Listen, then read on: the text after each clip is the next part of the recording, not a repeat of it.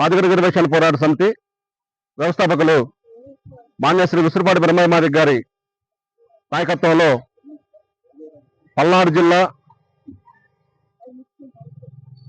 గౌరవ joint collector గారిని ఈరోజు ఎస్సీ ఎస్టీల ప్రజా సమస్యల పరిష్కార వేదిక కార్యక్రమంలో ఒక 2 విషయాలు జాయింట్ కలెక్టర్ గారి దృష్టికి తీసుకెళ్లడం జరిగింది. అందులో భాగంగా మొదటిగా కూటమి ప్రభుత్వం ఏర్పడి దాదాపు 17 నెలల 18 నెలల కాలంలో ఎస్సీ ఎస్టీలకు సంబంధించినటువంటి బడ్జెట్ ను రిలీజ్ చేయలేదని సందర్భంగా మేము కలెక్టర్ గారిని కోరాం.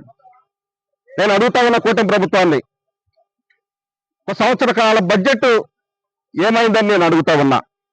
సప్లా నిధులు ఏమైనా నేను అడుగుతా ఉన్నా.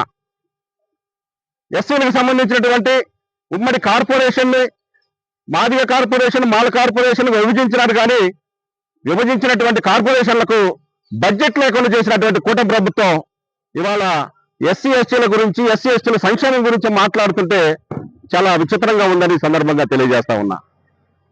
దాదాపు 18 నెలల కాలంలో ఇక 4-5 నెలల్లో 2 సంవత్సర కాలం పూర్తి చేసుకుంటే, అంటే 1 సంవత్సరానికి సాంఘిక సంక్షేమ శాఖ బడ్జెట్ దాదాపు ఒక 17,000 నుంచి 20,000 కోట్ల బడ్జెట్ ఉంటే, మరి ఆ బడ్జెట్ ఇవాళ ఎస్సీ ఎస్టీల కోసం ఏ కాలనీలో ఏ గూడాల్లో మీరు అభివృద్ధి చేసినారో ప్రభుత్వం నివేదిక ఇవ్వాలని సందర్భంగా మేము కోరాం.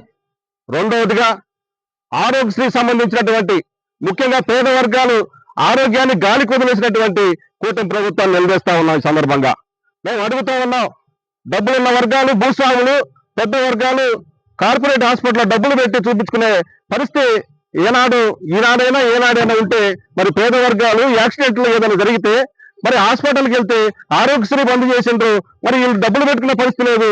మరి ఈ తరుణంలో కూటమి ప్రభుత్వం వాళ్ళకి రావాల్సినటువంటి హాస్పిటల్ సంబంధించినటువంటి నిధులు మరి ఎందుకు రిలీజ్